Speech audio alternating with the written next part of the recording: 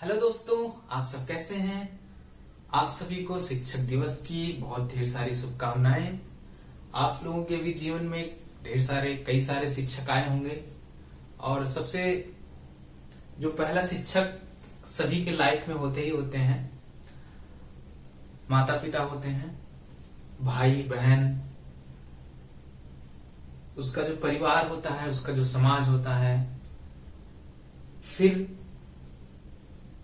हमारे शिक्षक होते हैं, जहाँ पे हमारी बुनियाद तैयार होती है। उन सभी शिक्षकों को जो हमको इस लायक बनाए हैं कि आज हम कुछ आप लोगों को अपनी जो हमारी व्यू है, जैसा हम समझते हैं, वो हम आपको शेयर कर पा रहे हैं। तो वंस अगेन आप सभी को शिक्षक दिवस की ढेर सारी शुभकामनाएं। आइए दोस्तों, हम लोग इंडक्शन मोटर में पढ़ रहे थे टॉर्क और स्लिप का जो कर्व है वो हम लोग पढ़ रहे थे। ठीक है, इंडक्शन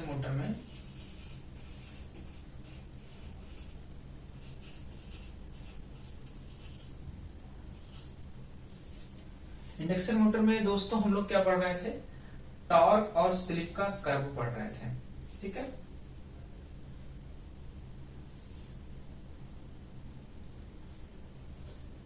ये हमारा टॉर्क है। ठीक है, और ये हमारा स्लिप। ठीक है, स्लिप को हम लोग स्मॉल एस से डिनोट करते हैं, टॉर्क को टी से डिनोट करते हैं। ठीक है,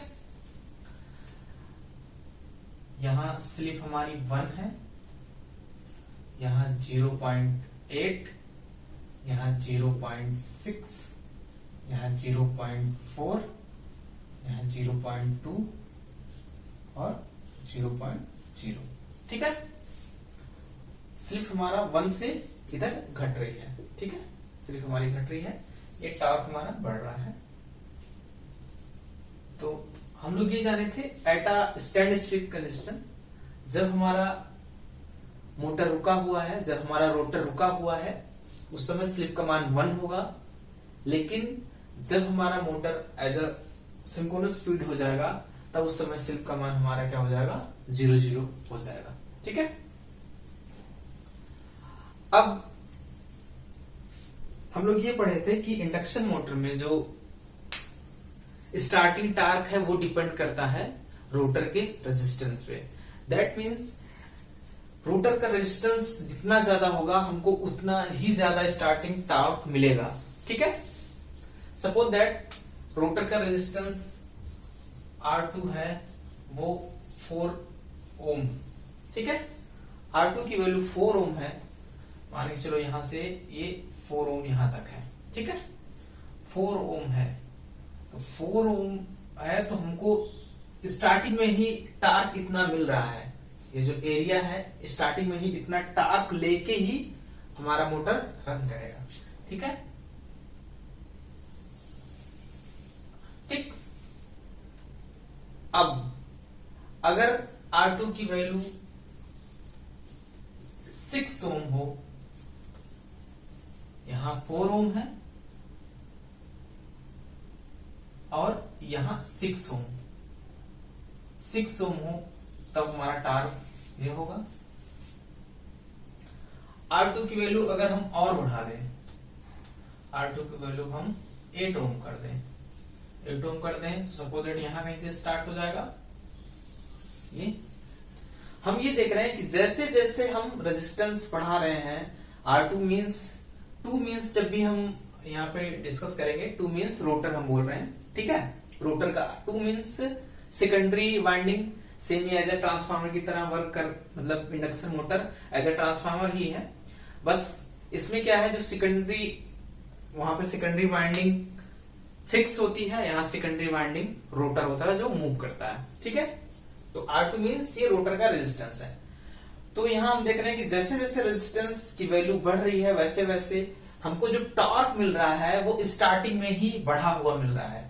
जब R2 की वैल्यू यहाँ पे, जब ये 4 ओम थी, तो हमको इतना टॉर्क मिला स्टार्टिंग में। जब R2 की वैल्यू 6 ओम थी तो हमको इतना टॉर्क मिला स्टार्टिंग में। जब R2 की वैल्यू 8 ओम थी तब हमको स्टार्टिंग में इतना टॉर्क मिला। ठीक है, और हम इसके साथ साथ ये भी देख रहे हैं कि जो हमारा टॉर्क है, जब R2 की वैल्यू 4 ओम है तो मैक्सिमम टॉर्क इस स्लिप पे यहां पहुंचा, लेकिन जैसे ही जब हम R2 की वैल्यू बढ़ा रहे हैं तो हमको मैक्सिमम टॉर्क पहले ही अचीव हो जा रहा है। ठीक है, मैक्सिमम टॉर्क पहले यहां अचीव हो रहा था, यहां अचीव हो रहा है पहले, और यहां। दैट मीन्स R2 को हम कितना भी बढ़ाते जाएंगे हम मैक्सिमम टॉर्क से ज्यादा नहीं कर सकते। ठीक है, लेकिन जो ये यहां से हमारा R2 जो स्लिप और टॉर्क के बीच जो कर्व हम देख रहे हैं कि स्लिप की वैल्यू जैसे जैसे कम होती जा रही है वैसे वैसे टॉर्क हमारा क्या है, बढ़ रहा है। एक पे इतना था स्टार्टिंग पे, जैसे जैसे कम हो रहा है टॉर्क हमारा बढ़ता हुआ जा रहा है। लेकिन इस कंडीशन पे, मिड कंडीशन पे हमको मैक्सिमम टॉर्क मिल गया है, मैक्सिमम टॉर्क मिल गया है। ठीक है, जब हमको मैक्सिमम टॉर्क मिला उस समय क्या होता है कि जो हमारा R2 होता है वो X2 के बराबर होता है। मैक्सिमम टॉर्क जब हमको मिलेगा उस समय R2 जो है वो X2 के बराबर होता है, वहीं पे जहां हमको मैक्सिमम टॉर्क मिलता है। क्लियर? ये अगर हम लोग ये भी पढ़े थे कि अगर हमारा इंडक्शन मोटर रन कर रहा है तो रनिंग कंडीशन में जितने भी फ्रीक्वेंसी डिपेंडेंट पैरामीटर्स हैं उसमें स्लिप का मल्टीप्लिकेशन हो जाता है। ठीक है, उसमें स्लिप आ जाता है जितने भी फ्रीक्वेंसी डिपेंडेंट पैरामीटर्स हैं। ठीक है, तो X2 भी फ्रीक्वेंसी डिपेंडेंट पैरामीटर है। ठीक है, तो यहां क्या आ जाएगा, अगर ये जब रन नहीं कर रहा है और एट अ रनिंग कंडीशन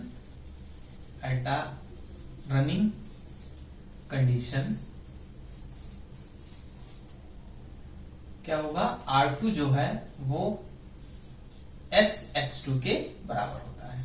ठीक है, ये जब Tmax मैक्सिमम टॉर्क जब होता है तो। ठीक है, अब हम ये भी देख रहे थे, अगर यहां एक कर्व को हम ले लें पूरा, ठीक है, तो हाफ पोर्शन में देख रहे हैं कि जैसे जैसे हमारी स्लिप घटती जा रही है वैसे वैसे टॉर्क बढ़ता जा रहा है। दैट मीन्स T जो है वो स्लिप के प्रोपोर्शनल नहीं, यूनिप्रोपोर्शनल है। ठीक है, जैसे जैसे स्लिप हमारी घट रही है, यूनिप्रोपोर्शनल में क्या होता है, T यूनिप्रोपोर्शनल स्लिप के, तो क्या होता है कि जैसे जैसे स्लिप हमारी घटती जा रही है, जैसे जैसे स्लिप घटती जा रही है वैसे वैसे टॉर्क बढ़ता जा रहा है। ठीक है, ऊपर एरो का मतलब राइज कर रहा है, बढ़ रहा है, नीचे एरो का मतलब ये ड्रॉप हो रहा है, घट रहा है। ठीक है, तो देख रहे हैं स्टार्टिंग में जैसे जैसे स्लिप हमारी कम होती जा रही है टॉर्क हमारा बढ़ता जा रहा है। ठीक है, अब जब मैक्सिमम टॉर्क पहुंच गया, जब टॉर्क हमारा मैक्सिमम पहुंच गया उस समय क्या है, उसके बाद जब मैक्सिमम टॉर्क हमारा पहुंच गया उस समय फिर जब स्लिप हमारा घट रहा है कंटिन्यू, तब क्या होगा, जो T है, जो टॉर्क है वो क्या होगा, स्लिप के प्रोपोर्शनल हो जाएगा। That means T proportional S। That means अब Tmax के बाद अब स्लिप घट रहा है लेकिन टॉर्क भी इसके साथ साथ घट रहा है। नीचे एरो का मतलब ड्रॉप हो रहा है, घट रहा है। ठीक है, कब Tmax पहुंचने के बाद, पहले तो स्लिप हमारा घट रहा था, टॉर्क बढ़ रहा था, लेकिन जब मैक्सिमम टॉर्क अचीव हो गया उसके बाद स्लिप हमारा घट रहा है लेकिन टॉर्क भी घट रहा है। ठीक है, तो कंपटीशन में इस तरह के क्वेश्चन पूछता है कि एट स्टार्टिंग में क्या होता है कि टॉर्क जो है वो स्लिप के प्रोपोर्शनल होता है, यूनि प्रोपोर्शनल होता है, या डायरेक्ट ऐसे ऐसे दे देगा इक्वेशन, बोलेगा कौन सा इक्वेशन सही है। तो स्टार्टिंग में हम देख रहे हैं कि स्टार्टिंग कंडीशन है ना ये, जब हमारा मोटर रुका हुआ है, ठीक है। अब देखो, अब यहां से अगर स्लिप से निकाले, यहां पहुंचे, एक स्लिप का फॉर्मूला ये निकलता है, S इक्वल टू निकलेगा यहां से R2/X2, ठीक है, R2/X2, ठीक। अब यहां पे R2/X2 एक फार्मूला स्लिप का ये निकला। अगर स्लिप की वैल्यू निकालनी हो तो डायरेक्ट हमको, अगर R2 की वैल्यू पता हो, X2 की वैल्यू पता हो, तो हम स्लिप क्या है निकाल लेंगे, ठीक है। दूसरा हम लोग पढ़े थे रोटर की फ्रीक्वेंसी पढ़े थे। रोटर की फ्रीक्वेंसी को हम FR से डिनोट करेंगे। FR हम लोग पढ़े थे, FR equal to S into F, stator की फ्रीक्वेंसी। अगर यहां से S इक्वल टू निकाले, S इक्वल टू होगा FR डिवाइडेड बाई F, ठीक है। एक फार्मूला स्लिप का ये निकला, ठीक है। स्लिप का एक फार्मूला क्या निकलता है, S इक्वल टू जो मेन फार्मूला होता है NS माइनस N, ये NR बोल सकते हैं, रोटर का जो स्पीड है, डिवाइडेड बाई NS, ठीक है। तो एक चीज हम ये देखें कि जब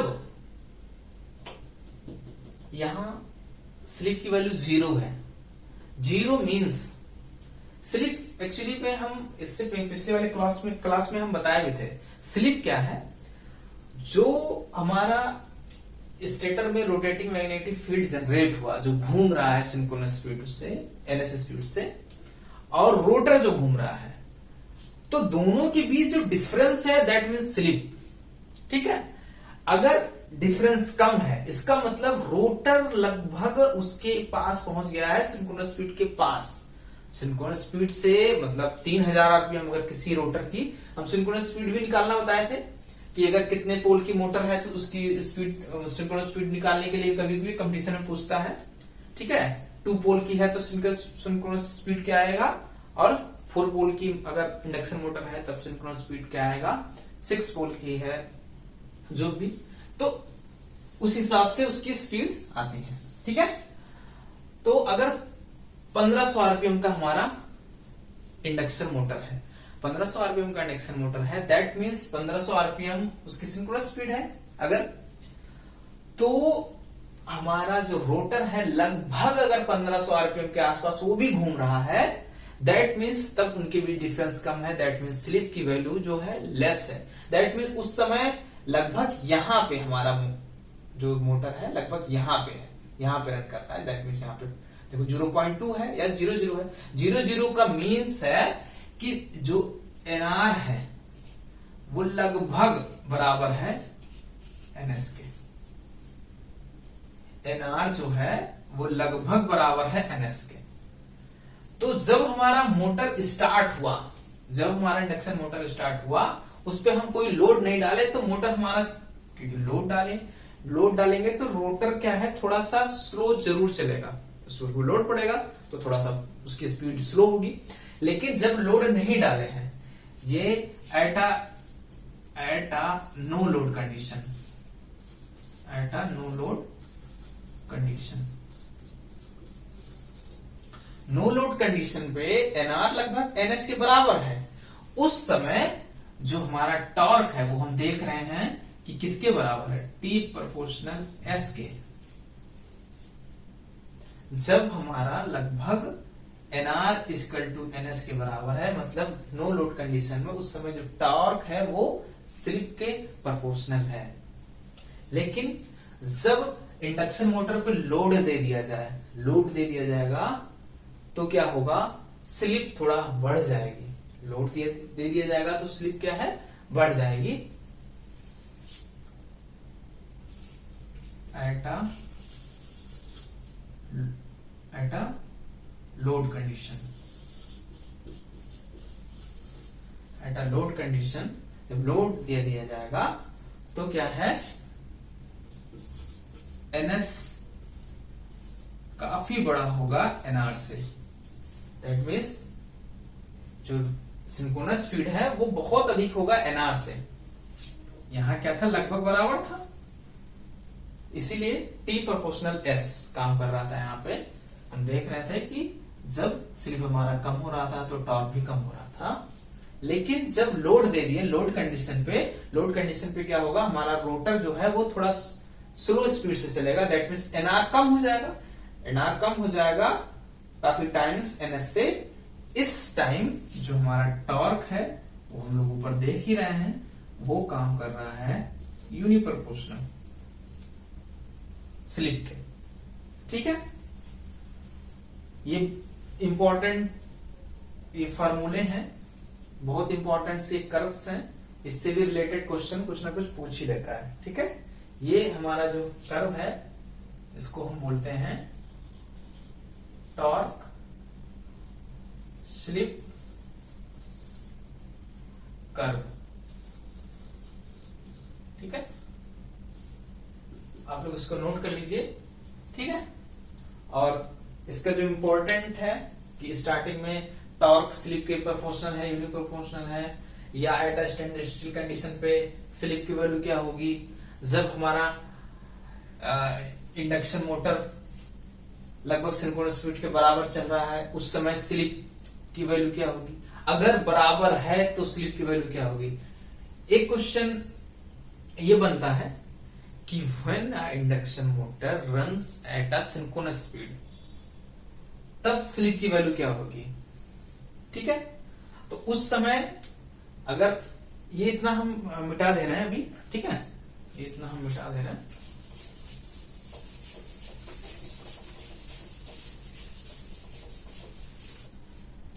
हाँ, एक क्वेश्चन है कि जब हमारा इंडक्शन मोटर सिंक्रोनस स्पीड के बराबर रन करेगा तब स्लिप की वैल्यू क्या होगी।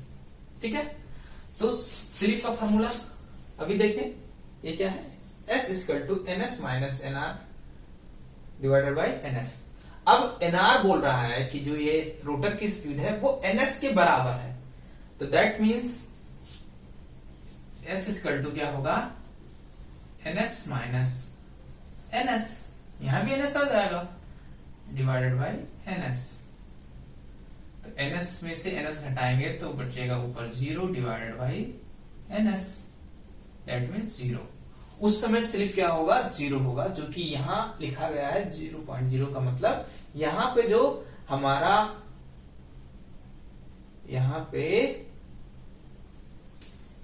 जो हमारा इंडक्शन मोटर है वो 0 स्पीड नहीं, यहां पे जो इंडक्शन मोटर है वो उसकी जो स्लिप है वो 0 है, जब वो एज अ सिंक्रोनस स्पीड से घूम रहा है। ठीक है, एक क्वेश्चन और ये बनता है कि इंडक्शन मोटर क्या सिंक्रोनस स्पीड से घूमेगा तो क्या होगा, तो क्या इंडक्शन मोटर रन करेगा कि नहीं। देखो, हम लोग इंडक्शन मोटर का वर्किंग प्रिंसिपल पढ़े थे। इंडक्शन मोटर में क्या होता है कि 3 फेज वाइंडिंग होती है स्टार्टर में। ठीक है, स्टेटर में जो उसका स्टेटर होता है उसमें हम 3 फेज सप्लाई देते हैं, और उसके जो पोल में है मैग्नेटिक फील्ड जनरेट होता है रोटेटिंग टाइप का, अब वो सिंक्रोनस स्पीड से घूमता है। ठीक है, और जो रोटर है, रोटर में जो वाइंडिंग होती है, रोटर में जो कंडक्टर इंसर्ट किया जाता है वो रोटर के दोनों साइड क्या होता है, कॉपर के छल्ले से उसको शॉर्ट कर दिया जाता है। अब जब क्या है, जब हमारा जो रोटेटिंग मैग्नेटिक फील्ड है वो उस रोटर के कंडक्टर को जब लिंक करती है, कट करती है, तो रोटर में एक ईएमएफ जनरेट होता है जिसके कारण से उसमें रोटर शॉर्ट होता है छल्ले के द्वारा, जिसके कारण उसमें इलेक्ट्रिसिटी जनरेट होती है, करंट फ्लो होता है। करंट फ्लो होने के कारण उसमें इलेक्ट्रोमैग्नेटिक फील्ड जनरेट होती है। सेम जैसे हम डीसी मोटर में पढ़े थे, प्रिंसिपल क्या था डीसी मोटर का, when a current current conductor place in a magnetic field, मतलब किसी मैग्नेटिक फील्ड में हम एक ऐसा कंडक्टर को प्लेस करें जिसमें पहले से ही करंट फ्लो हो रहा हो, तो उस कंडक्टर पे एक फोर्स कार्य करेगा, ठीक है, एक फोर्स कार्य करेगा, ठीक है, जिसके कारण से वो रोटर हमारा घूमने लगता है, ठीक है। ये डीसी मोटर हो गया। एसी मोटर में भी सेम ऐसे ही है। एसी मोटर में क्या हुआ, एसी मोटर में जो रोटर है, रोटर में क्या है कि कंडक्टर है, कंडक्टर को दोनों तरफ से शॉर्ट कर दिया गया है और इंडक्शन के कारण उस कंडक्टर में ईएमएफ भी जनरेट हुआ, उस कंडक्टर में करंट भी जनरेट हुआ। जैसे ही उस रोटर में करंट जनरेट हुआ, उसमें भी खुद का इलेक्ट्रोमैग्नेटिक फील्ड जनरेट हुआ, और सेम जैसे इलेक्ट्रोमैग्नेटिक फील्ड जनरेट हुआ, वो उस स्टेटर के जो मैग्नेटिक फील्ड है उसका अपोज करने लगा और सेम वो रोटेट करने लगा, ठीक है, जैसे डीसी मोटर में करता है। अब इसमें क्या है कि जब हमारा रोटर घूम रहा है सिंक्रोनस स्पीड पे, जब सिंक्रोनस स्पीड पे घूम रहा है हमारा रोटर, तो उस समय दोनों में रिलेटिव मोशन नहीं रहा, ना हमारे रोटर में रहा और ना हमारे रोटेटिंग मैग्नेटिक फील्ड में। तब फैराडे साहब क्या बताए थे कि इलेक्ट्रिसिटी जनरेट होने के लिए तीन चीजें बहुत जरूरी हैं, बहुत ही इंपॉर्टेंट है, बिना जो 3 पैरामीटर्स हैं, बिना उनके इलेक्ट्रिसिटी जनरेट नहीं हो सकती, जो फैराडे साहब बताए थे, ठीक है। फैराडे साहब बताए थे क्या कि एक तो आपके पास कंडक्टर होना चाहिए, ठीक है, दूसरा क्या होना चाहिए, दूसरा होना चाहिए मैग्नेटिक फील्ड,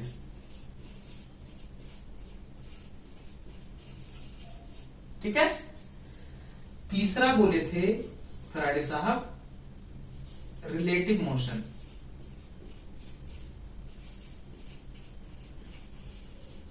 फैराडे साहब ये बोले थे कि आप एक नंबर की व्यवस्था कर लिए, दैट मीन्स कंडक्टर की व्यवस्था कर लिए, कंडक्टर आपके पास है, मैग्नेटिक फील्ड भी आपके पास है, कोई दिक्कत नहीं है, इलेक्ट्रिसिटी तब भी जनरेट नहीं होगी जब तक रिलेटिव मोशन नहीं होगा इन दोनों के बीच में, relative motion between conductor and magnetic field, relative motion between conductor and magnetic field, ठीक है। फैराडे साहब बोल रहे थे कि आप ये दोनों की व्यवस्था कर लिए, लेकिन तब तक इसमें इलेक्ट्रिसिटी जनरेट नहीं होगी जब तक इन दोनों के बीच रिलेटिव मोशन नहीं होगा। रिलेटिव मोशन का मींस कि चाहे कंडक्टर घूम रहा हो, मैग्नेटिक फील्ड फिक्स हो, चाहे मैग्नेटिक फील्ड घूम रही हो, कंडक्टर फिक्स हो, चाहे ये दोनों एक साथ घूम रहे हो लेकिन दोनों के बीच गैप हो। जैसे देखो दो तरह से है, एक है कि ये इधर दौड़ रहे हैं, एक इसके अपोजिट दौड़ रहा है, तब भी रिलेटिव मोशन है, या ये रुका हुआ है ये दौड़ रहा है तब भी रिलेटिव मोशन है, या ये दौड़ रहा है ये रुका हुआ तब भी रिलेटिव मोशन है। एक तो ये हो गया। एक है कि ये दौड़ रहा है, ये भी दौड़ रहा है लेकिन ये इसके पीछे दौड़ रहा है, तो ये भी एक प्रकार का रिलेटिव मोशन होता है, ठीक है। इसके अगर सापेक्ष चक्र बोला जाए तो ये भी रिलेटिव मोशन है, क्लियर। लेकिन अगर ये दोनों साथ ही दौड़ रहे हैं, सेम डिस्टेंस एकदम साथ में, तो इसका मतलब ये रिलेटिव मोशन नहीं हो रहा है, इसको रिलेटिव मोशन नहीं मानेंगे, चाहे ये आगे हो चाहे ये आगे हो, ठीक है।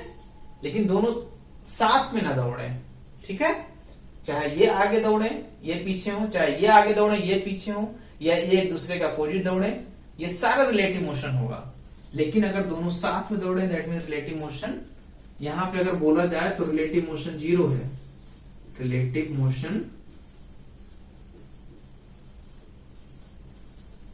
जीरो है यहाँ पे। ठीक है, तो फैराडे साहब बोले थे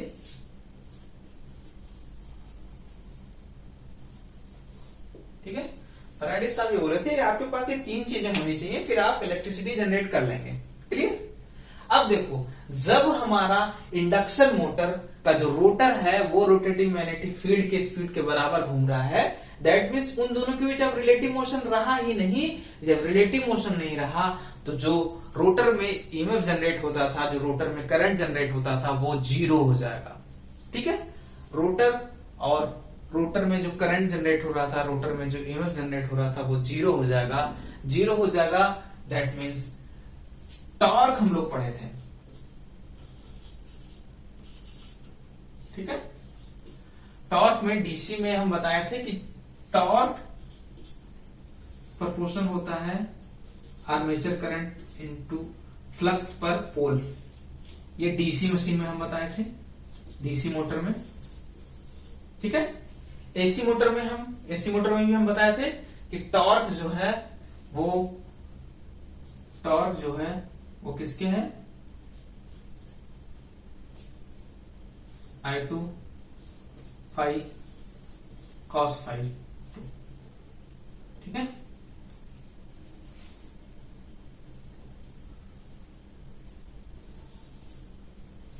that means AC induction motor में एक पावर फैक्टर का टर्म आ जाता है cos फाई 2, जो इन दोनों के बीच का एंगल है। कहने का मतलब जो टॉर्क है वो करंट के समानुपाती है। दैट मीन्स टॉर्क तभी होगा जब करंट होगा, बहुत जरूरी है। दैट मीन्स टॉर्क के लिए करंट बहुत ही मस्ट है, बिना करंट के टॉर्क जनरेट ही नहीं होगा। अब जब वहां पे करंट जनरेट नहीं हुआ इंडक्शन मोटर में, that means current equal to अगर zero, current equal to zero,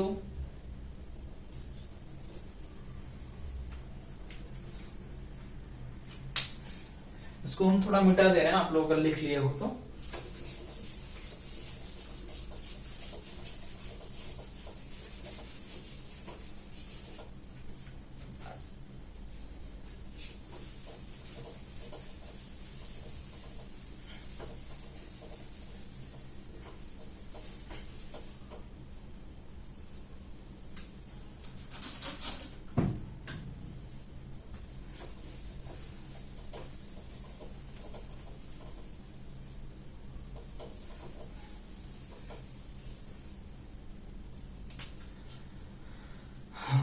that means अगर current equal to I equal to क्या हो गया, zero.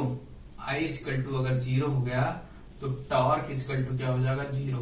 Torque equal to zero मतलब मोटर नहीं चलेगी, मोटर नॉट रन। ठीक है, समझ गए। इसलिए इंडक्शन मोटर सिंक्रोनस स्पीड पे नहीं चलेगा।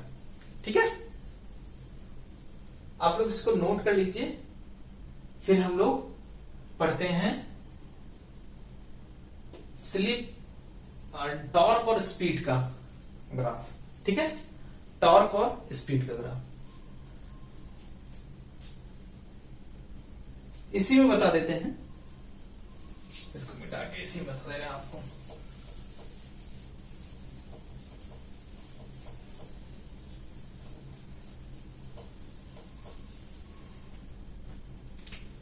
ये जो ग्राफ था दैट मीन्स ये क्या था, स्लिप। ठीक है, ये टॉर्क और स्लिप का था, टॉर्क स्लिप कर्व। ठीक है, अब टॉर्क और स्पीड का तो हम ये देख रहे हैं कि जहां s इक्वल टू 1 है, दैट मीन्स स्टिल कंडीशन पे यहां जो हमारा स्पीड है वो क्या है, जीरो है। तो सेम कर्व पे इसका उल्टा हो जाएगा, सेम इसी कर्व पे क्या होगा, यहां n अगर हम स्पीड ले लें तो क्या होगा, जीरो। ठीक है, यहां 0.2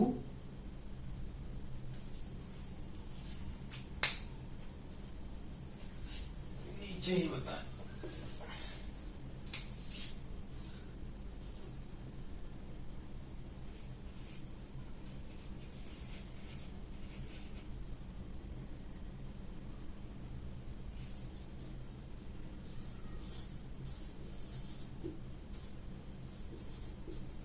ठीक है,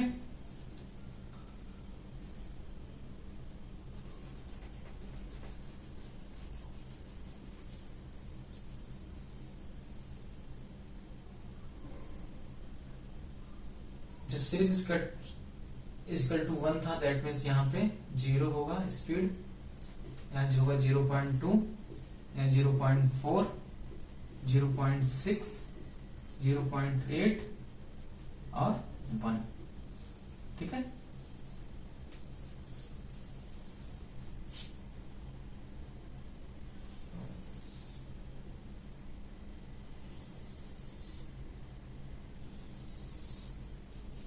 ठीक है, दैट मीन्स हमारा स्पीड इधर बढ़ते हुए आ रहा है।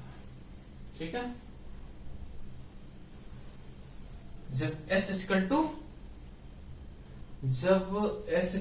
0 होगा उस समय, हाँ, जब s इक्वल टू 0 होगा तो रोटर की स्पीड अगर पूछा जाए तब क्या होगा, जहां स्लिप इक्वल टू 0 होगा तो रोटर की स्पीड क्या होगा। तो यहां से अगर हम nr निकालते हैं, nr की वैल्यू अगर निकालें तो क्या होगा, nr equal to ns 1 minus s। ठीक है, अब जब क्या है, स्लिप की वैल्यू 0 है, दैट मीन्स यहां 0 अगर हम पुट कर दें तो nr इक्वल टू क्या होगा, ns 1 माइनस 0, दैट मीन्स 1 आएगा। उस समय क्या होगा, nr इक्वल टू ns। ठीक है, उस समय nr इक्वल टू ns होगा। तो ये टॉर्क और स्पीड का कर्व है, यहां लिख देते हैं 4 ओम, 6 ओम, 8 ओम। ठीक है, सेम अपोजिट चलता है, जब स्लिप यहाँ 1 है सेम उस पे, तो यहाँ ये स्पीड जो स्लिप 1 है तो स्पीड 0 है, यहाँ 0.8 है 0.2, 0.4 ऐसे करके चलता है। ठीक है, यहाँ देख लेते हैं यहाँ क्या हो रहा है। यहाँ स्पीड और टार्क का अगर रिलेशन पूछा जाए, स्पीड और टार्क, तो देख रहे हैं टॉर्क जैसे जैसे स्पीड हमारा क्या हो रहा है, बढ़ रहा है, वैसे वैसे टॉर्क भी बढ़ रहा है। जैसे जैसे स्पीड हमारा बढ़ रहा है वैसे वैसे क्या हो रहा है, यहाँ स्पीड देख रहे हैं बढ़ रहा है ना, तो टॉर्क भी बढ़ रहा है। लेकिन जब मैक्सिमम टॉर्क अचीव हो गया उसके बाद हाफ पोर्शन में अगर हम पहुंचते हैं, हाफ पोर्शन के बाद फिर देख रहे हैं कि स्पीड बढ़ रहा है लेकिन टॉर्क जो है वो क्या हो रहा है, घट रहा है। ठीक है, जब स्पीड यहां पे हमारा बढ़ रहा है तो टॉर्क क्या है, घट रहा है। ठीक, आप लोग इसको नोट कर लीजिए। इंडक्शन मोटर का स्पीड को कैसे कंट्रोल किया जा सकता है। ठीक है, इंडक्शन मोटर का speed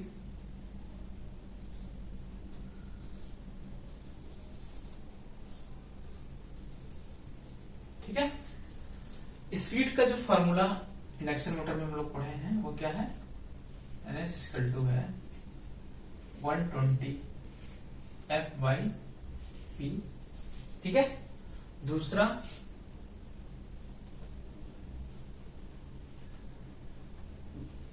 nr equal to ns 1 minus s। ठीक है, फर्स्ट फार्मूले से हम लोग देख रहे हैं कि अगर हम फ्रीक्वेंसी में चेंज कर रहे हैं तो स्पीड को हम चेंज कर पा रहे हैं, पोल में चेंज कर रहे हैं तब हम स्पीड को चेंज कर पा रहे हैं। दैट मीन्स जो स्पीड है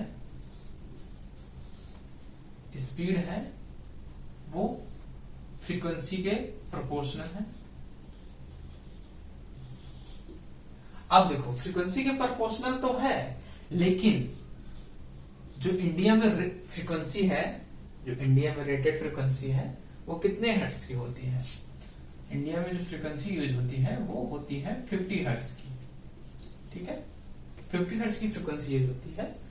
तो इसको अब इससे ज्यादा तो बढ़ा ही नहीं सकते हैं, ठीक है, हमको इससे कम ही यूज करना है, ठीक है। दैट मीन्स अब ये तो बढ़ेगा तो है नहीं, दैट मीन्स हम फ्रीक्वेंसी को हम घटा सकते हैं, बस यही हमारे पास एक वो है। चेंज तो कर सकते हैं लेकिन हम फ्रीक्वेंसी को घटा ही सकते हैं, बढ़ा तो सकते हैं नहीं। दैट मीन्स फ्रीक्वेंसी को अब हम घटा रहे हैं तो हमारी स्पीड क्या हो रहा है? घट रहा है, ठीक है, स्पीड जो है वो हमारा घट रहा है। कहने का मतलब यह है कि फ्रीक्वेंसी में चेंज करके हम केवल स्पीड, जो रेटेड स्पीड है उस स्पीड से बढ़ा नहीं सकते, उससे हम घटा सकते हैं, ठीक है। जैसे किसी भी मोटर की जो रेटेड स्पीड है अगर 1450 आरपीएम है, ठीक है, तो 1450 आरपीएम से हम बढ़ा नहीं सकते क्योंकि 1450 आरपीएम इस रेटेड फ्रीक्वेंसी पे उसकी स्पीड है। इस फ्रीक्वेंसी को कम करेंगे तो जो उसकी स्पीड है, जो डिजाइन स्पीड है 1450 आरपीएम, 1440 आरपीएम, उससे कम आरपीएम हमको मिल सकता है। लेकिन हम चाहें कि हमको 1440, 1460 जो भी है आरपीएम है उससे ज्यादा स्पीड मिल जाए तो वो संभव नहीं है। किस लिए संभव नहीं? क्योंकि फ्रीक्वेंसी फिक्स है, इसको हम बढ़ा नहीं सकते। अगर बढ़ाने का प्रोविजन होता तो जाहिर सी बात है हम फ्रीक्वेंसी को घटा के स्पीड घटा लेते, फ्रीक्वेंसी को रेटेड स्पीड से भी रेटेड फ्रीक्वेंसी से बढ़ा के उसकी स्पीड को हम बढ़ा सकते थे, ठीक है। लेकिन हाँ, चेंज कर सकते हैं। हम पढ़ रहे क्या है कि कैसे हम स्पीड को कंट्रोल करेंगे। स्पीड को हम कंट्रोल कर सकते हैं, जो उसकी रेटेड स्पीड है उस स्पीड से कम करके। क्लियर? एक तो ये देख लिए। दूसरा स्पीड का देख रहे हैं, दूसरा स्पीड का देख रहे हैं, वो क्या है? यूनिप्रोपोर्शनल है पोल के। P मीन्स पोल, ठीक है। अब देखो पोल है, इंडक्शन मोटर एक बार डिजाइन हुआ तो उसके अंदर जो पोल है, स्टेटर के हमारे पोल है, एक बार डिजाइन हुआ तो 2 पोल की मोटर है कि 4 पोल की मोटर है, 6 पोल की मोटर है, वो डिजाइन के टाइम ही ये निर्धारण किया जा सकता है कि कितने पोल की मोटर है। हमारे पास कोई ऐसा प्रोविजन नहीं रहता है कि हम पोल को चलते हुए मोटर में पोल को चेंज कर लें, ठीक है, कि 2 पोल से 4 पोल कर दें, 6 पोल कर दें, 6 पोल से 4 पोल कर दें, 4 पोल से 2 पोल कर दें, ऐसा प्रोविजन नहीं होता। लेकिन हाँ, इससे हम स्पीड को कंट्रोल कर सकते हैं एज पर जो इसका इक्वेशन है, जो फार्मूला है, कि हम पोल को क्या करें, अगर हम पोल को कम कर दें, पोल को कम कर दें तो स्पीड को हम बढ़ा सकते हैं। पोल को अगर हम बढ़ा दें तो स्पीड को हम कम कर सकते हैं, ठीक है, प्रोविजन हो गया। दूसरा जो स्पीड है, जो स्पीड है वो क्या है?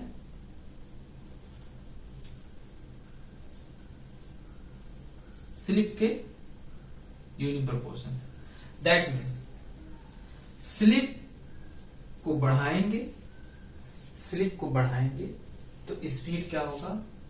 कम हो जाएगा। लेकिन अगर स्लिप को घटाते हैं तो स्पीड बढ़ जाएगा। जैसा हम लोग उसमें देखे थे कि अगर स्लिप का मान जहां कम था वहां देख रहे थे स्पीड ज्यादा था, जहां स्लिप का मान कम था वहां स्पीड ज्यादा था, जहां स्लिप का मान ज्यादा था वहां स्पीड कम था। जैसे जहां स्लिप का मान 1 था स्टैंड स्टिल कंडीशन पे, तो वहां स्पीड 0 ही हो गया, ठीक है, क्योंकि वहां स्लिप का मान ज्यादा है। लेकिन जैसे जैसे स्लिप का मान हमारा कम होता जाएगा हमारा स्पीड बढ़ जाएगा। अब इस स्लिप को भी हम कैसे चेंज कर सकते हैं? स्लिप पढ़े थे अभी हम, इससे पहले formula R2 by X2। That means R2 को चेंज करके स्लिप को चेंज कर सकते हैं। दैट मीन्स अगर हम R2 को घटा दें, R2 को हम घटा दें तो स्लिप भी घट जाएगा R2 को अगर घटा दें तो स्लिप भी घट जाएगा, स्लिप अगर घटेगा तो स्पीड बढ़ जाएगा। ठीक है, R2 को घटा दें तो स्लिप घट जाएगा, स्लिप घट जाएगा तो हमारा स्पीड भी क्या होगा, बढ़ जाएगा। ठीक है, प्लस और कैसे कर सकते हैं, देखो यहां से भी कंट्रोल कर लिए, R2 से कर लिए, स्लिप से कर लिए, और पोल से कर लिए, फ्रीक्वेंसी से कर लिए। एक है सप्लाई से, पावर सप्लाई से।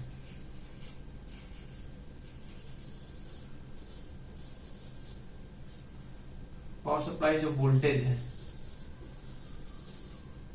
उससे भी हम स्पीड को क्या कर सकते हैं, कंट्रोल कर सकते हैं। उससे भी हम क्या कर सकते हैं, स्पीड को कंट्रोल कर सकते हैं पावर सप्लाई के अरेंजमेंट से। पावर सप्लाई को हम कम करके स्पीड कम कर सकते हैं, पावर सप्लाई को बढ़ा के स्पीड को हम बढ़ा सकते हैं। ठीक है, प्लस एक मेथड है कैस्केड कनेक्शन।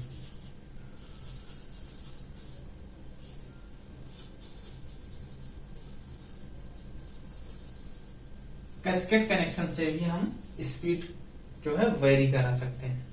ठीक है, हमारे कितने मेथड हो गए, कई सारे मेथड हो गए। एक पावर सप्लाई द्वारा, स्लिप द्वारा, रेजिस्टेंस को चेंज करके, पोल से, फ्रीक्वेंसी से, और कैस्केड कनेक्शन के द्वारा हम स्पीड को हम चेंज कर सकते हैं। क्लियर।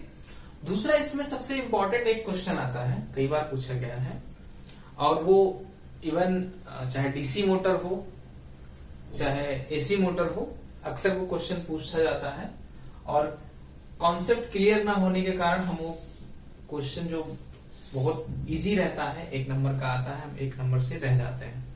ठीक है, हमारा 1 नंबर का क्वेश्चन जो है गलत हो जाता है। इसमें वो पूछता है कि इंडक्शन मोटर का जो रोटेशन डायरेक्शन है, ठीक है, अगर वो काउंटर क्लॉकवाइज है, इंडक्शन मोटर को सामने से अगर हम देखें, इंडक्शन मोटर घूम रहा हो, अगर हम सामने की तरफ से देखेंगे उसके शाफ्ट की तरफ से, तो वो काउंटर क्लॉकवाइज घूम रहा है।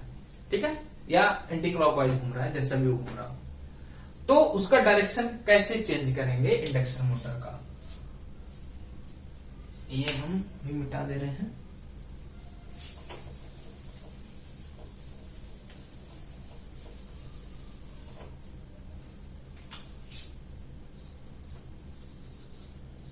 How to change direction of rotation of induction motor।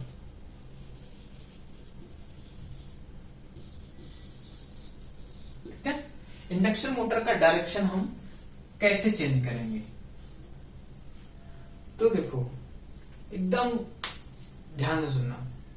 Induction motor 3 phase induction motor है, इसमें 3 फेज सप्लाई हम देते हैं। 3 फेज सप्लाई का जो फेज सीक्वेंस होता है वो क्या होता है, R Y B। ठीक है, 3 फेज का जो फेज सीक्वेंस होता है, कभी कभी ये भी पूछ लेता है, बहुत इजी है, वैसे इलेक्ट्रिकल वाले सबको पता होगा, आप लोग को लग रहा होगा कि ये क्यों बता रहे हो सर, ये तो हमको पता है। ठीक है, बट कभी कभी कोई चीज पता रहती है, लेकिन अगर क्लियर नहीं है तब भी वो एग्जाम में आता है और हम गलत कर देते हैं।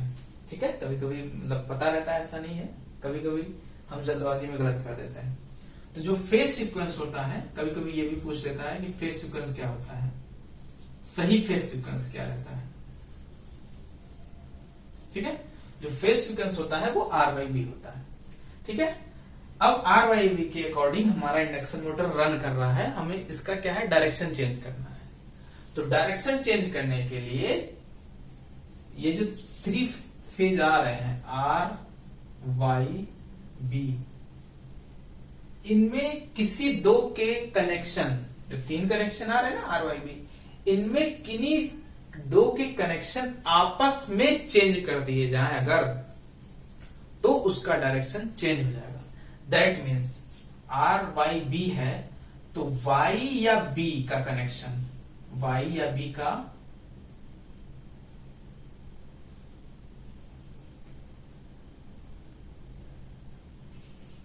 जो कनेक्शन है, connection has been changed between, ठीक है, इन दोनों का कनेक्शन आपस में अगर चेंज कर दिया जाए तब इसका जो रोटेशन का डायरेक्शन है वो चेंज हो जाएगा। या आर और वाई का, आर और वाई का आपस में चेंज कर दिया जाए तब चेंज हो जाएगा। या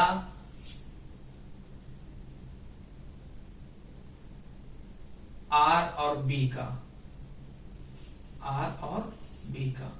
इसका आपस में अगर कनेक्शन चेंज कर दिया जाए तब भी इसका डायरेक्शन ऑफ रोटेशन वो चेंज हो जाएगा इंडक्शन मोटर का, ठीक है। ये नहीं कि वाई बी का चेंज करने के बाद फिर आर का बी से कर दिए, ठीक है, किन्हीं दो का ही होगा आपस में चेंज, तो हम उसका डायरेक्शन जो है वो क्या कर सकते हैं, चेंज कर सकते हैं। अच्छा, इसमें और डीसी मोटर में दोनों में बहुत अंतर है, ठीक है, दोनों में बहुत अंतर है। और जनरली तो आदमी को ये वाला पता रहता है, लेकिन डीसी मोटर में जो रोटेशन ऑफ डायरेक्शन चेंज करने के लिए पूछता है उसमें हम लोग गलत कर देते हैं, ठीक है। हमें बेसिकली क्या होता है, जो उसका करंट का फ्लो है उसका डायरेक्शन चेंज करना होता है। इसमें भी अगर किन्हीं दो के हम आपस में अगर वो चेंज करेंगे ना, तो जो करंट फ्लो डायरेक्शन है वो चेंज हो जाएगा, जिससे हमारा रोटेटर जो स्टेटर है, जो रोटर है वो दूसरी डायरेक्शन में रन करने लगेगा। लेकिन डीसी मोटर में क्या होता है, हमारा एक रोटर का कनेक्शन होता है, एक फील्ड वाइंडिंग होती है, दो वाइंडिंग होती है, तो दोनों में से किसी एक का ही चेंज करना होता है। ये नहीं कि दोनों को परस्पर चेंज कर देंगे तो उसमें कोई फर्क नहीं पड़ेगा डीसी मोटर में। उसको जब हम डीसी मोटर पढ़ाएंगे तो वहां पे हम अलग से बताएंगे, क्योंकि ये बता रहे हैं तो साथ साथ वो भी बता दे रहे हैं कि डीसी मोटर में क्या होता है, एक हमारी आर्मेचर वाइंडिंग रहती है, रोटर वाइंडिंग, और एक फील्ड वाइंडिंग रहती है, ठीक है। तो दोनों में से किसी एक का डायरेक्शन चेंज करने से उसका रोटेशन चेंज हो जाता है, ठीक है, करंट का डायरेक्शन चेंज कर देने से, ठीक है। जैसे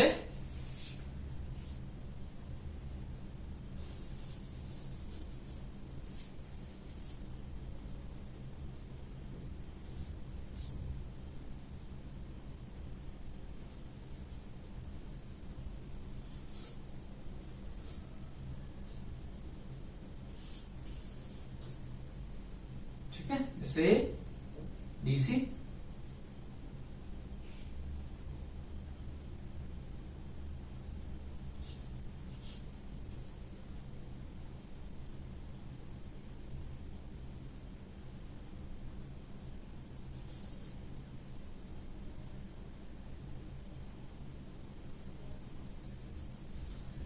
जैसे फील्ड वाइंडिंग है, ठीक है, डीसी सीरीज मोटर है, ये हमारा सीरीज मोटर है, सीरीज मोटर है, डीसी सीरीज मोटर है, ठीक है। डीसी सीरीज मोटर में ये फील्ड वाइंडिंग है, इसमें आईएफ करंट फ्लो हो रहा है, ये हमारा आर्मेचर है, ठीक है, इसमें आईआर करंट फ्लो हो रहा है, ठीक है, इसमें आईएफ करंट फ्लो हो रहा है, इसमें आईआर करंट फ्लो हो रहा है। तो इन दोनों में से किसी एक का डायरेक्शन, जैसे इसका डायरेक्शन कैसे जा रहा है, एक T1 मान लो इसको, ये इसको मान लो T2, ठीक है। तो फील्ड वाइंडिंग में जो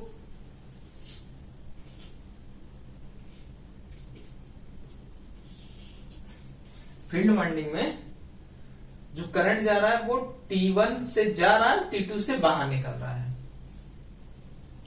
फील्ड वाइंडिंग में जो हमारा करंट जा रहा है वो T1 से जा रहा है और T2 से क्या हो रहा है, बाहर निकल रहा है, ठीक है। ये हमारा T1 है, ये T2 है, ठीक है। T1 से जा रहा है और T2 से बाहर निकल रहा है, ठीक है, और यहां से वापस आ गया। तो डीसी मोटर में अगर रोटेशन हमको चेंज करना है इस मोटर का, डीसी सीरीज मोटर का अगर हमें रोटेशन चेंज करना है तो इसका जो करंट का डायरेक्शन है फील्ड वाइंडिंग में वो चेंज करने से हो जाएगा। जैसे जो T1 से इन हो रहा था T2 से बाहर हो रहा था, इसको क्या कर देंगे हम, इसको हम कर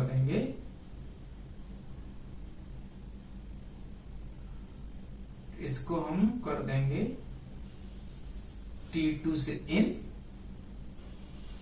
T1 से बाहर। ठीक है, जो T1 से इन हो रहा था T2 से बाहर हो रहा था, तो डायरेक्शन जो चेंज होता, जो डायरेक्शन था, अगर हम T2 से इन करा दिए, T1 से बाहर करा दिए, तब इसका डायरेक्शन चेंज हो जाएगा। ठीक है, इसमें हम क्या होता है, दो फेजों को जो कनेक्शन रहता है उनको आपस में इंटरचेंज करते हैं, तब डायरेक्शन चेंज हो जाता है। ठीक है,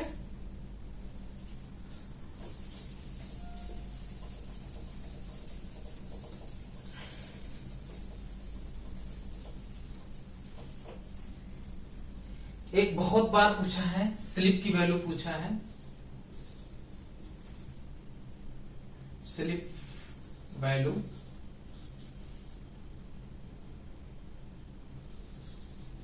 when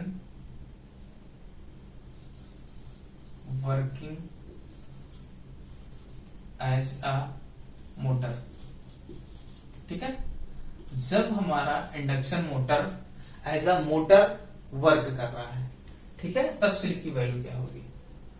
जब मोटर वर्क कर रहा है तो स्लिप की वैल्यू हमको पता है 0 या 1। ठीक है, दैट मीन्स 0 या 1।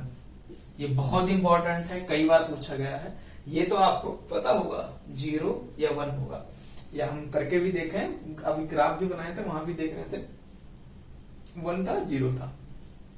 ठीक है, अब स्लिप की वैल्यू, स्लिप वैल्यू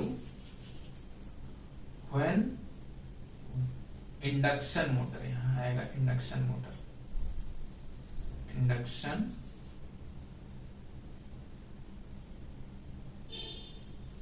मोटर। अब स्लिप की value when induction motor working है एज अ जनरेटर। ठीक है, स्लिप की वैल्यू क्या होगी, जब हमारा जो इंडक्शन मोटर है वो एज अ जनरेटर वर्क करता है। अच्छा, induction motor as a generator work करता है कि नहीं, पहले आप लोगों को पता है। चलो, अगर पता है तो बहुत अच्छा है, नहीं पता है तो हम बताते हैं। जितनी जो मेट्रोज हैं और जो हमारे लिफ्ट्स हैं, हम लोग एडवांस इंजीनियरिंग की तरफ बढ़ रहे हैं, पावर सेविंग की तरफ बढ़ रहे हैं। गवर्नमेंट्स भी यही बोलती है कि हमको ज्यादा से ज्यादा सेविंग करनी है पावर की, इलेक्ट्रिसिटी की। ठीक है, उसमें क्या है, हम लोग एक टर्म्स यूज करते हैं। एक टर्म्स क्या हम लोग पढ़ाई में भी यूज किए हैं, रीजनरेशन। रीजनरेशन, ठीक है, रीजनरेशन में क्या होता है कि जो हमारा इंडक्शन मोटर है, जैसे हमारे लिफ्ट में इंडक्शन मोटर लगा रहता है, हमारे जो ट्रेन है, मेट्रो ट्रेन हो या इंडियन रेलवे हो, उसकी जो ट्रेन है उसमें भी इंडक्शन मोटर ही लगा रहता है। पहले डीसी सीरीज मोटर रहता था, तो उसमें हम लोग जो इंडक्शन मोटर है उसको एज अ जनरेटर भी यूज करते हैं।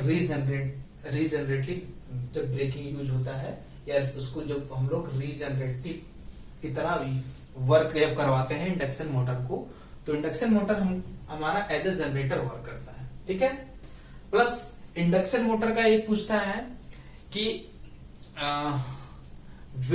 विंड एनर्जी, जो पवन चक्की है, ठीक है, उसमें जो जनरेटर होता है वो कौन सा होता है। एक बार बहुत पहले हम पढ़े थे, तो उसमें क्या था कि जो जनरेटर होता है वो इंडक्शन जनरेटर होता है। दैट मीन्स जैसे इंडक्शन मोटर है ना, ऐसे ही सेम रहता है इंडक्शन जनरेटर।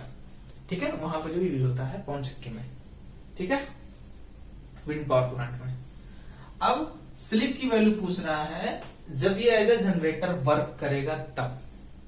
ठीक है, तो ये वैल्यू कहां से निकला, ये वैल्यू स्लिप की वैल्यू जो स्लिप हम लोग पढ़े थे S equal to NS minus NR divided by NS।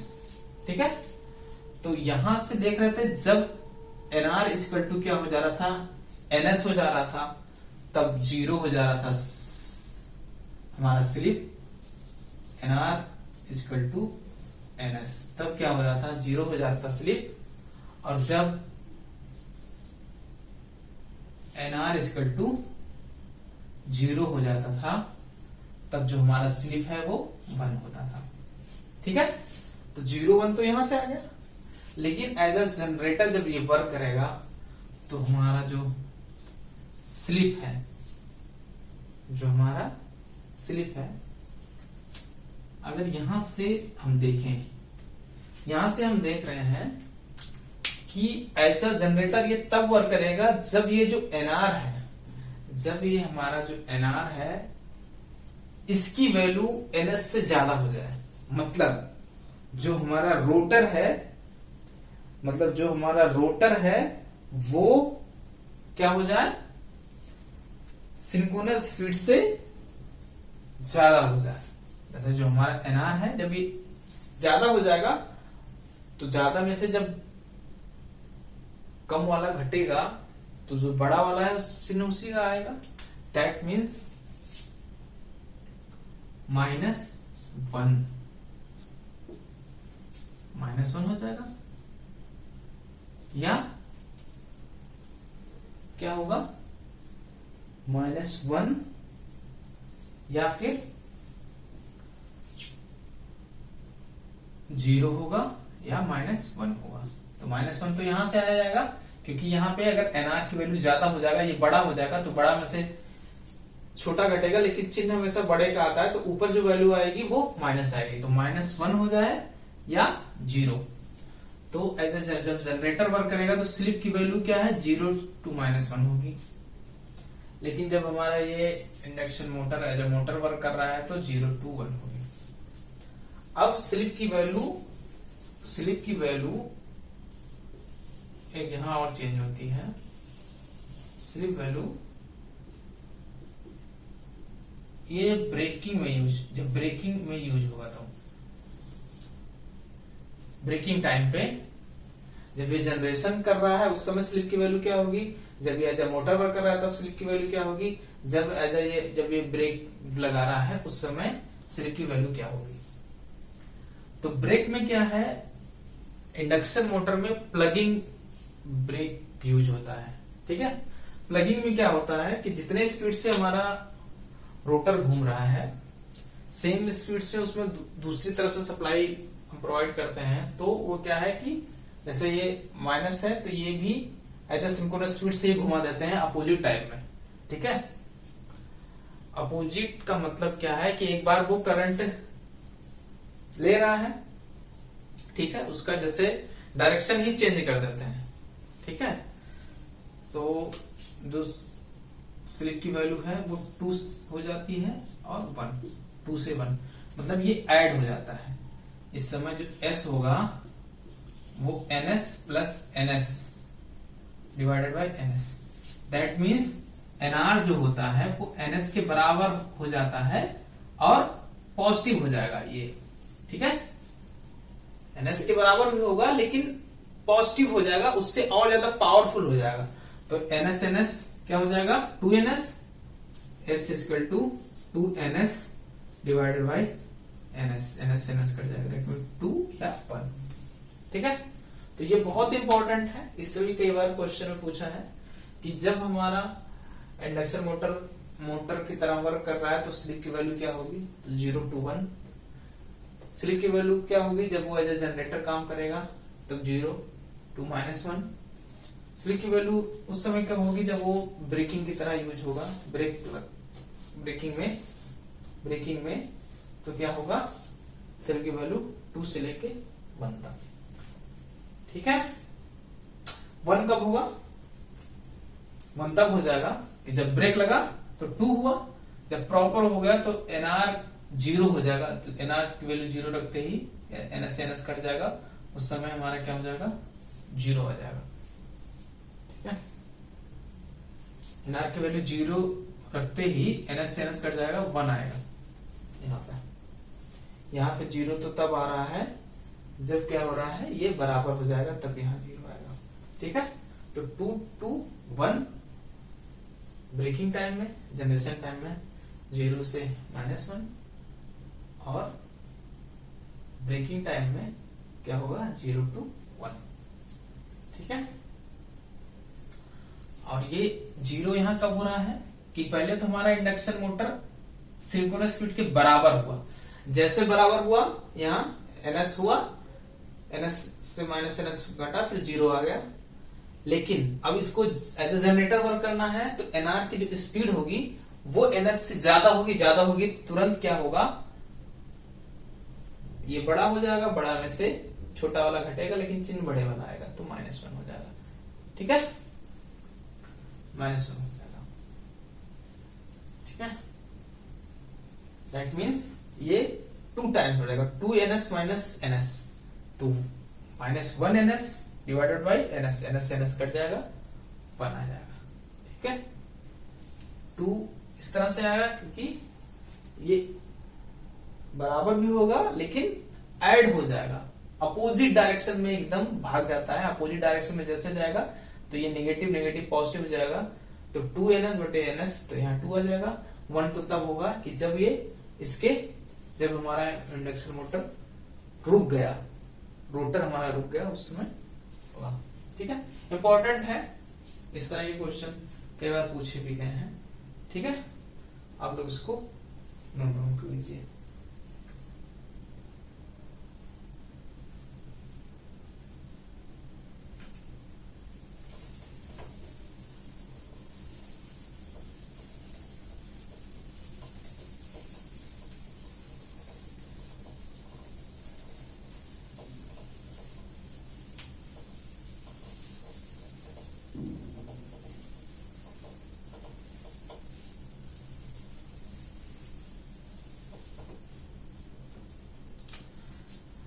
अभी जैसे हम बता रहे थे कि जब वो जनरेटर ऐसा काम करेगा तो उस समय जो स्लिप होता है वो 2 से लेके 1 तक होता है। ठीक है, नहीं 0 to -1, ब्रेकिंग में 2 और 1। ठीक है, वो जो बताया वो मतलब याद रखना, उस तरह से आते हैं क्वेश्चन। अब regeneration,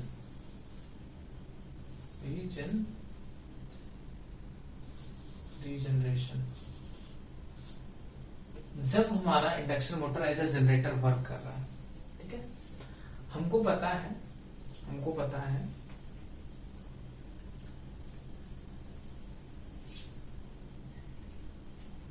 S equal to ns minus nr divided by ns, और ns इक्वल टू 120 f/p।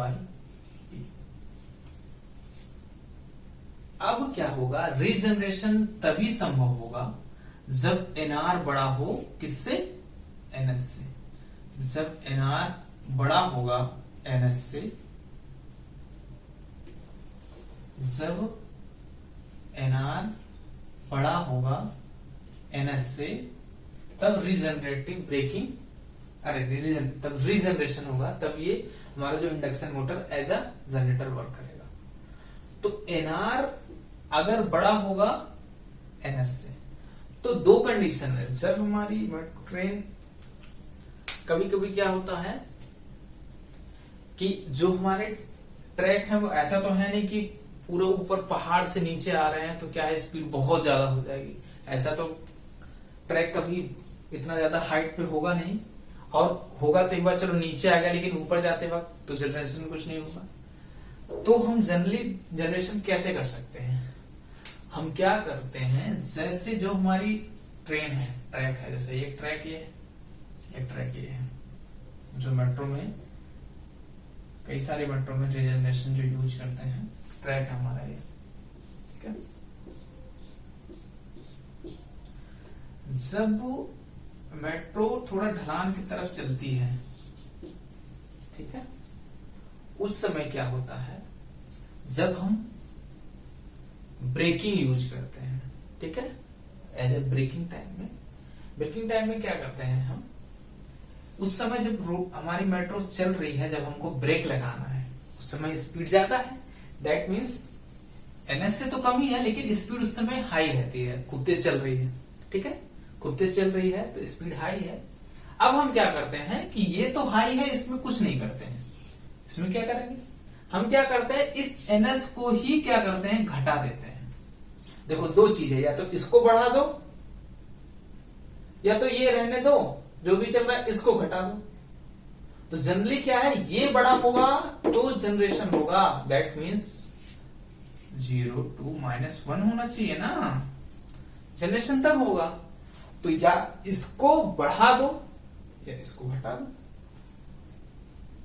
तो क्या करते हैं, इसको घटाने के लिए हम क्या करते हैं, देखो ns को घटाने के लिए हम इसमें देखें पोल को चेंज कर सकते हैं, लेकिन पोल तो ऐसा तो है नहीं कि अलग से इंसर्ट हुआ रहता है। पोल तो एक बार डिजाइन में जो रहता है, एक बार 2 पोल 4 पोल हो गया। अब बचा हमारे पास फ्रीक्वेंसी हमारे पास ऑप्शन रहता है कि हम फ्रीक्वेंसी में छेड़खानी करके फ्रीक्वेंसी को कम अगर करें तो हम क्या पाएंगे कि स्पीड जो हमारी है वो कम हो जाएगी, लेकिन अपने रेटेड जो स्पीड है डिजाइन उसी से कम होगी, क्योंकि फ्रीक्वेंसी भी रेटेड फ्रीक्वेंसी से ही कम कर पाएंगे। जो 50 हर्ट्ज है, इससे पहले हम बता रहे थे, फ्रीक्वेंसी जो इंडिया में यूज होती है 50 हर्ट्ज होती है, इससे कम ही फ्रीक्वेंसी हम कर पाएंगे, इससे बढ़ा नहीं पाएंगे। तो दैट मीन जो रेटेड स्पीड है उस स्पीड से हम उसको कम स्पीड पे चला सकते हैं। तो हम क्या करेंगे, फ्रीक्वेंसी को क्या करेंगे, कम करेंगे, जिससे सिंक्रोनस स्पीड कम हो जाएगी। सिंक्रोनस स्पीड जब हमारी कम होगी तो इसकी स्पीड तो रहती है। मेट्रो जब चलती है, जब प्लेटफॉर्म पे पहुंचने वाली होती है, जब उस समय हमको ब्रेक लगाना है, और थोड़ा सा वहां पे क्या है, हल्का सा इस तरह से ट्रैक बनता है कि थोड़ा सा वहां ढलान टाइप का रहता है। ठीक है, तो वहां स्पीड ज्यादा भी रहेगी। तो ज्यादा स्पीड है तो क्या करेंगे, इस तुरंत इसको जो ns है, जो फील्ड की जो स्पीड है वो हम क्या करेंगे, कम कर देंगे। उस समय क्या होगा, ये ज्यादा होगा, तो हमारा जो इंडक्शन मोटर है वो ऐसा जनरेटर वर्क करता है। तो क्या है, जो मोटर हम पहले क्या होता था, जो सप्लाई ले रहा था OHG से, जो ऊपर वायर दौड़ता है, उस वायर से जो सप्लाई ले रहा था, जब रीजनरेशन होगा उस समय वो सप्लाई फिर से देने लगेगा OHG को। ठीक है, पहले ले रहा था, फिर वो क्या करेगा, OHG को सप्लाई देने लगेगा।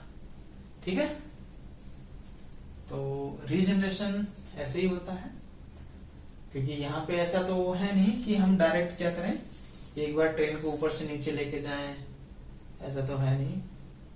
तो इस तरह से ही रीजनरेशन होता है। ठीक है, आप लोग इसको नोट कर लीजिए। इंडक्शन मोटर, अच्छा इंडक्शन मोटर यूज कहाँ होता है, तो इंडक्शन मोटर जनरली यूज कहाँ होता है, इंडक्शन मोटर जैसे जो लॉन्ड्री होता है, लॉन्ड्री मतलब कपड़े की मिलों, ठीक है, कपड़े की मिल है, इंडक्शन मोटर तो बहुत जगह यूज होता है। ठीक है, इंडक्शन मोटर तो बहुत जगह यूज होता है। ट्रेन देख लो, लिफ्ट हुआ, गांव में जितने भी हमारे सबमर्सिबल है, पंप्स हैं, XYZ कई सारे, अब तो मैक्सिमम जगह इंडक्शन मोटर ही यूज हो रहा है। ठीक है, हाँ, स्लिप रिंग वाली जो इंडक्शन मोटर है वो कपड़े की मिलों में यूज होती है। वो एक क्वेश्चन को क्यों पूछता है, क्योंकि वहां पे क्या होता है, हमको R2 बढ़ाना रहता है, स्टार्टिंग टार्क बढ़ाना रहता है। R2 बढ़ाने से हम देख रहे थे ना कि स्टार्टिंग टार्क बढ़ जाता है। तो स्लिप रिंग में एक प्रोविजन होता है, स्लिप रिंग में जो इंडक्शन मोटर अगर हमारा है ये, ठीक है, इंडक्शन मोटर हमारा है ये, इंडक्शन मोटर में ये हमारा शाफ्ट है, ठीक है, और ये रोटर है। रोटर पे क्या होता है कि स्लिप रिंग लगा होता है। इस स्लिप रिंग की मदद से हम यहाँ पे हमारे रेजिस्टेंस लगे होते हैं, R1, R2, R3, R4, ठीक है, ये रेजिस्टेंस लगे होते हैं, इन रेजिस्टेंसों को हम क्या करते हैं इस इंडक्शन मोटर में इंसर्ट करके R2 बढ़ा देते हैं। R2 बढ़ाने से क्या होगा, हम देख रहे थे कि हमारा स्टार्टिंग टॉर्क बढ़ जाता है। ठीक है, तो स्टार्टिंग टॉर्क ज्यादा हमको मिले, टॉर्क का मतलब क्या है कि जैसे हमारा कोई मोटर है, ठीक है, जैसे हमारा कोई मोटर है तो उसको घुमाने के लिए एक फोर्स जनरेट करता है, उसी को हम टॉर्क बोलते हैं। ठीक है, टॉर्क मींस अगर वो फोर्स जनरेट नहीं किया, रोटेटिंग टाइप का फोर्स रहता है वो, कि उसको घुमा दे, दैट मींस वो टॉर्क है। ठीक है, तो अब क्या है कि वहां पे लोडेड मशीन रहती है। ठीक है, वहां पे लोडेड मशीन रहती है, तो वहां पे क्या होता है, हमको टॉर्क ज्यादा चाहिए होता है, क्योंकि लोड ज्यादा है तो टॉर्क ज्यादा चाहिए। टॉर्क ज्यादा रहेगा तो वो क्या होगा, इजिली उसको घुमा देगा। ठीक है, तो इसलिए वहां पे स्लिप रिंग टाइप की मोटर यूज होती है, स्लिप रिंग टाइप की मोटर। ठीक है, स्लिप रिंग में है क्या प्रोविजन रहता है कि हम रोटर में हम अलग से क्या कर, रोटर में हम अलग से रेजिस्टेंस, रोटर रेजिस्टेंस इंसर्ट करने का प्रोविजन रहता है। इंसर्ट मतलब उसके सीरीज में हम कनेक्ट कर देते हैं, तो रेजिस्टेंस पता ही है, सीरीज में तो ऐड हो जाएगा, तो अगर 2 है तो 2 ऐड हुआ तो 4 ओम का हो जाएगा, तो रेजिस्टेंस ऐड कर देते हैं, जिसकी वजह से स्टार्टिंग टॉर्क बढ़ जाता है। ठीक है, आप लोग इसको नोट कर लीजिए, फिर कुछ और बताएंगे।